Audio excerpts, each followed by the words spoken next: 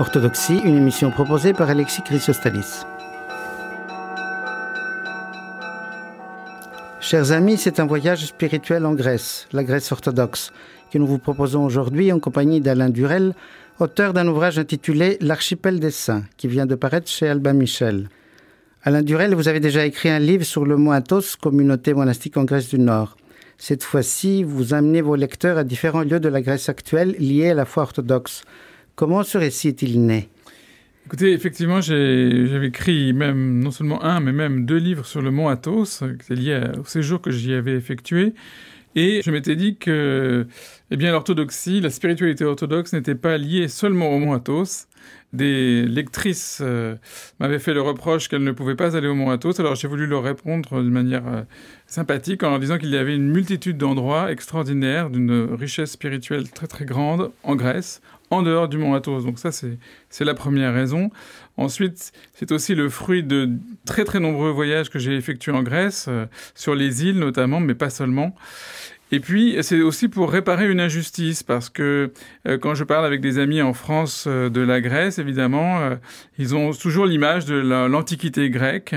Ils ont une vision un peu confuse de Byzance, totalement obscure de la Grèce ottomane et de la Grèce moderne. Ma foi, ils ont l'image d'une carte postale dans les Cyclades ou d'un club de vacances.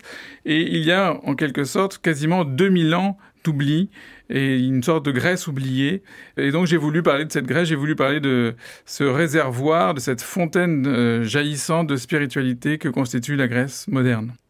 Donc vous pensez qu'on peut combiner les deux, c'est-à-dire le voyage de vacances, c'est-à-dire la visite des sites archéologiques célèbres qu'on ne peut pas éviter, c'est évident quand on va en Grèce, et aussi ce voyage pèlerinage que vous proposez. Absolument. Je crois que ce qui fait de la Grèce une destination tout à fait extraordinaire, c'est précisément cela.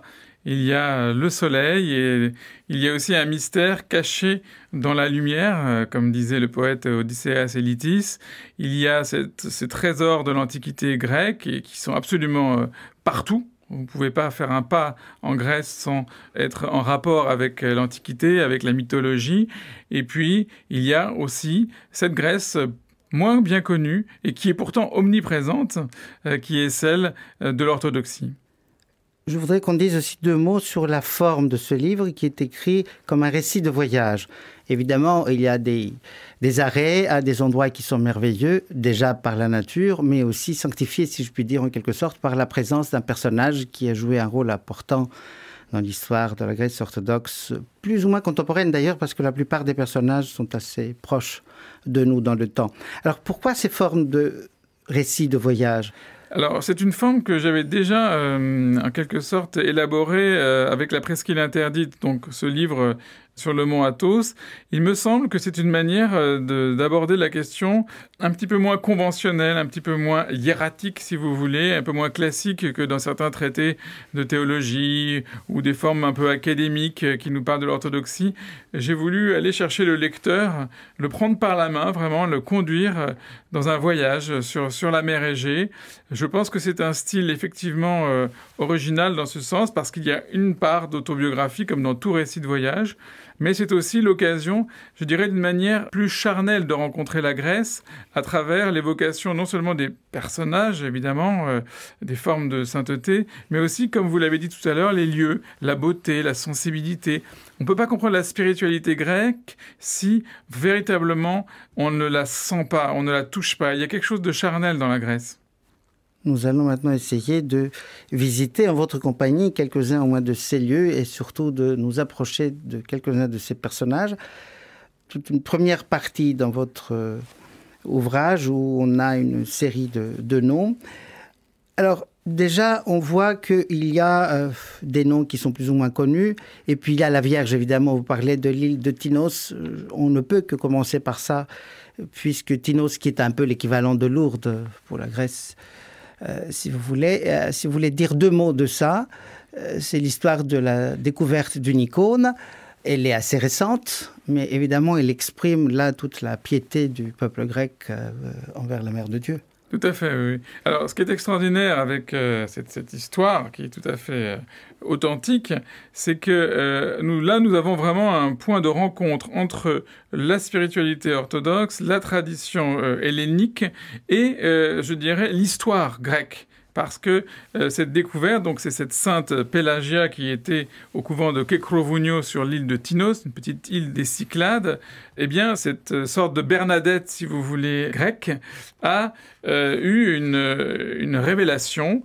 On ne l'a pas tout de suite prise vraiment au sérieux. Heureusement, l'évêque de Tinos l'a entendu car il connaissait sa sainteté. Et alors, ce qui est merveilleux, c'est qu'elle a dit, ben voilà, creusez à cet endroit et vous allez découvrir une icône. Donc, on a creusé et on a découvert une icône de l'Annonciation qui a donné lieu par la suite à l'érection de cette magnifique église qui est devenue un centre de pèlerinage extraordinaire en Grèce. Alors, pourquoi je vous parlais de l'histoire? C'est parce que ça se passe exactement au moment de la guerre d'indépendance. Et les Grecs ont vu dans cette révélation miraculeuse et dans cette découverte de l'icône de la Mère de Dieu, quelque chose comme un signe que leur combat pour la libération, leur combat pour retrouver leurs propres racines, leur propre identité grecque et orthodoxe avait été entendu par le ciel d'une certaine manière.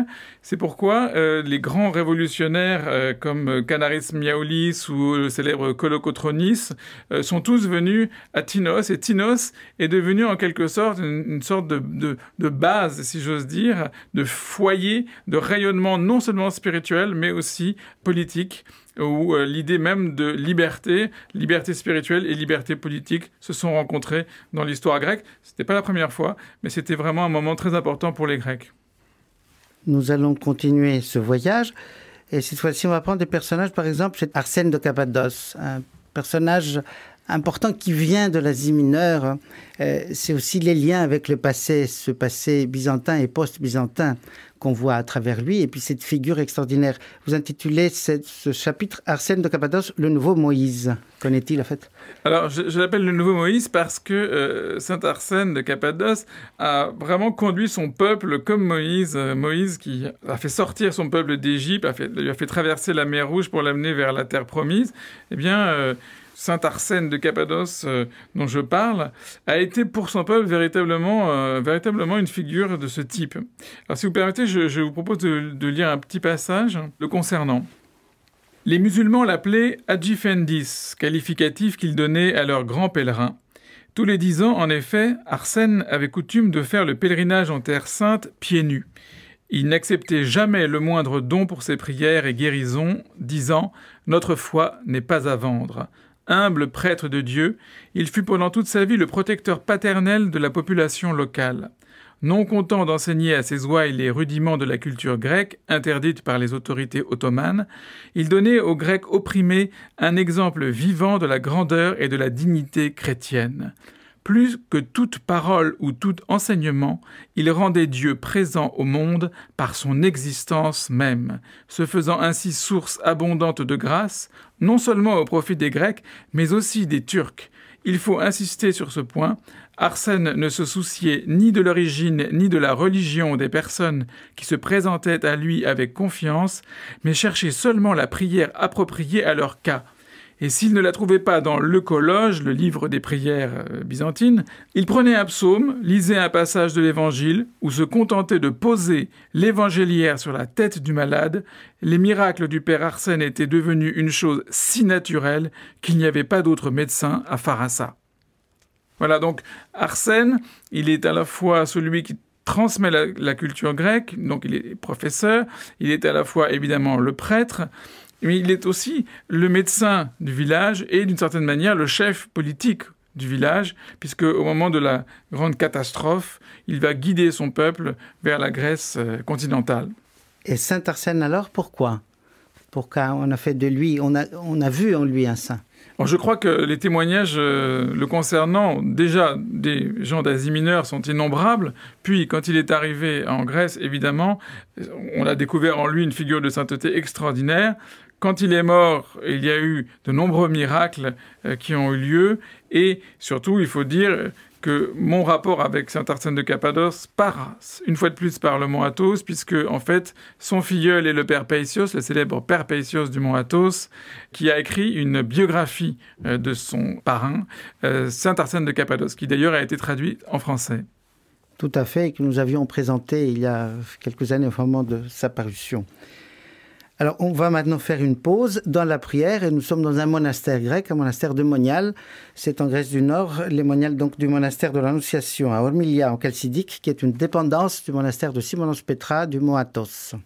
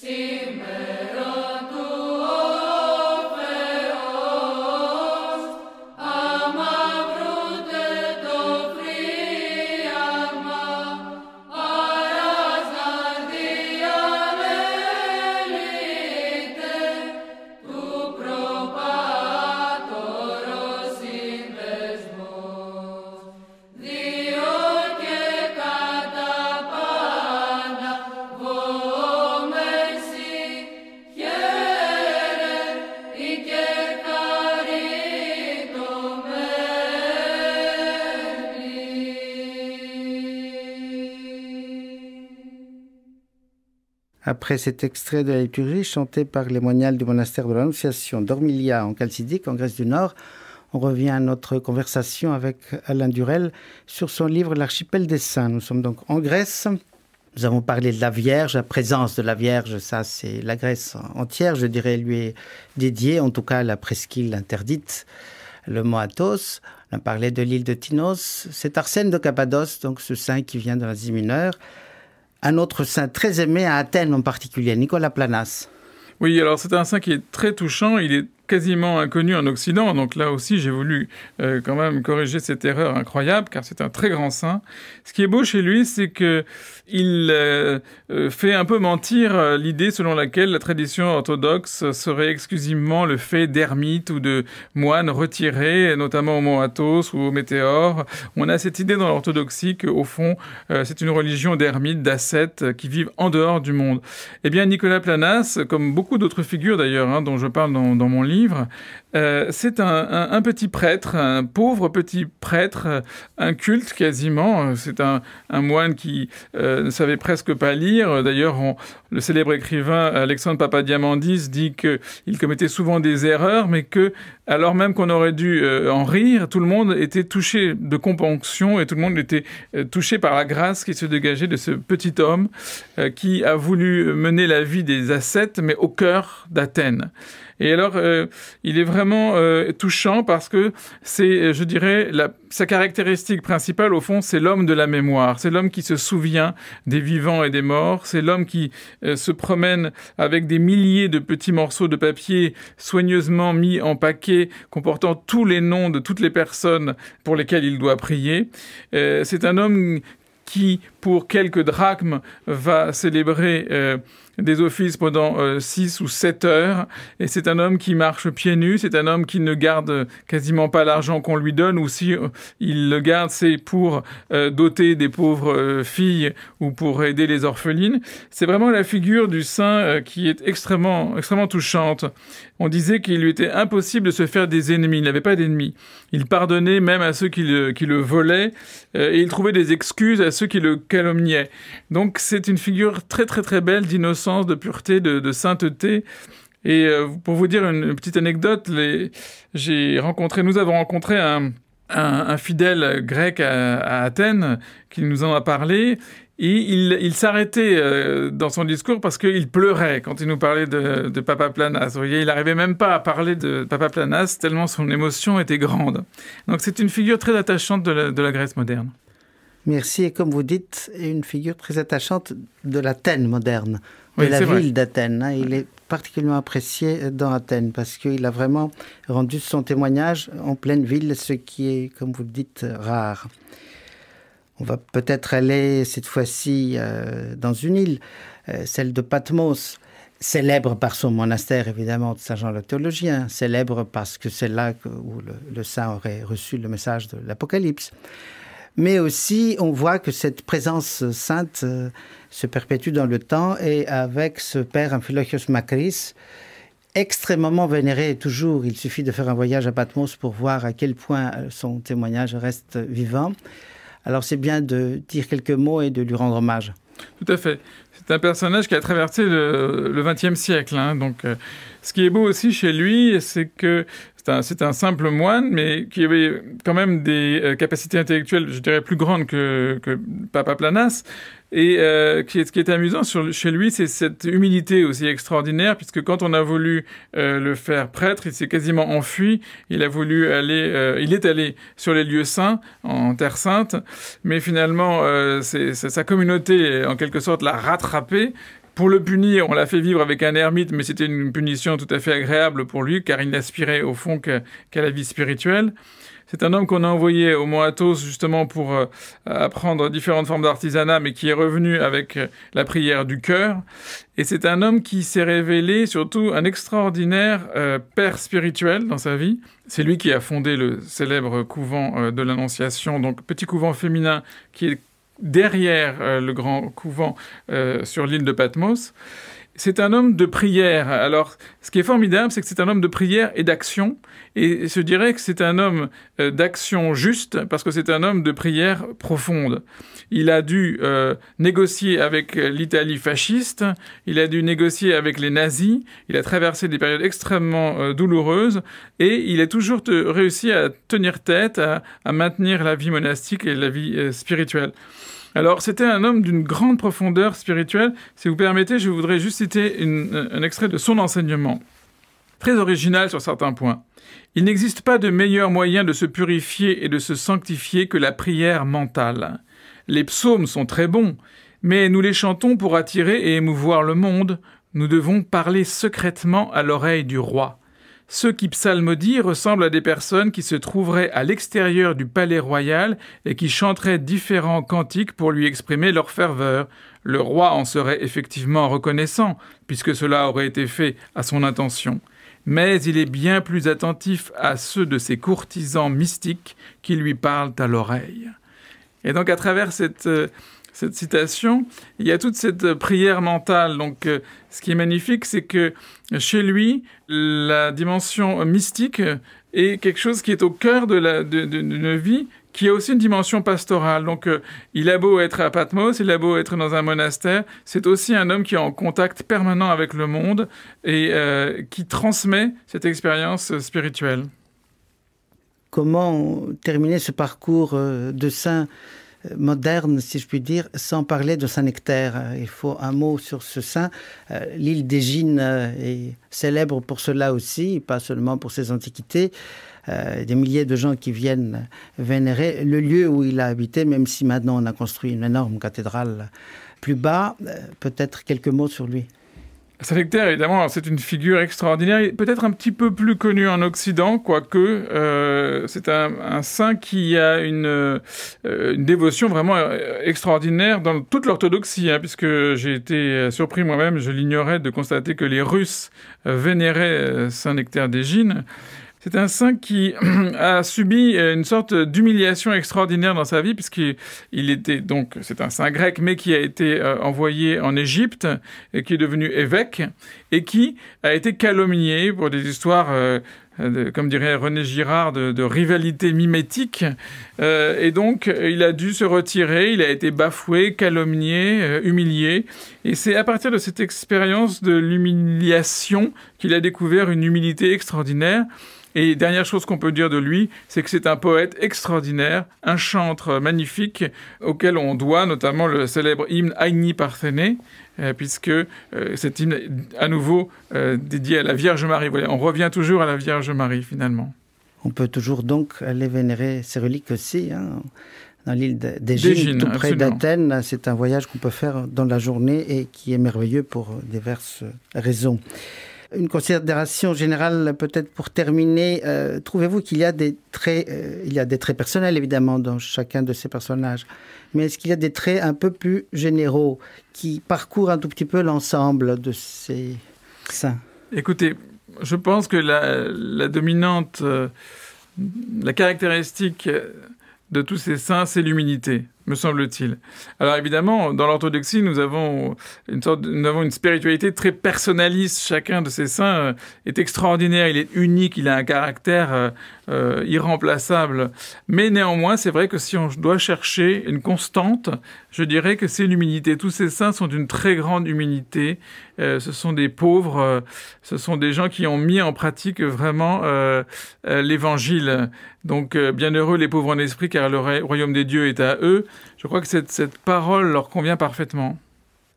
Est-ce que vous pensez que vous avez maintenant fait le tour, ou il y en a toujours à découvrir? Oh, je pense que je suis loin d'avoir fait le tour, et dans ce livre, je le dis d'ailleurs au début, je m'excuse auprès des lecteurs qui seraient éventuellement des sectateurs de saints grecs dont je ne parle pas dans mon livre, car il y a encore énormément de saints grecs dont je ne parle pas dans ce livre, et je crois que la Grèce reste un trésor inépuisable. Alain Durel, je vous remercie beaucoup. Donc, c'est l'Archipel des Saints chez Albin Michel. Et bon, je voudrais dire que ce livre se lit, comme j'ai dit tout à l'heure, comme un récit de voyage d'un bout à l'autre, se lit également par extrait, par chapitre, si on veut vraiment rendre témoignage à un de ces saints. Alors, avant de terminer, je voudrais aussi faire une annonce qui concerne la fête annuelle de l'Institut de théologie orthodoxe Saint-Serge à Paris. Cette année, elle aura lieu le samedi 14 juin. Donc à partir de 12h30, et ça va être jusqu'au soir, une série de visites commentées de l'Église, des stands de dégustation spécialités de différents pays orthodoxes, Bulgarie, Égypte, Éthiopie, Géorgie, Madagascar, Roumanie, Grèce, Ukraine, Serbie, Syrie. Vous voyez, c'est très divers. Une conférence, des dédicaces de livres, des chants par la chorale de l'Institut Saint-Serge. Donc une grande fête, et pour réserver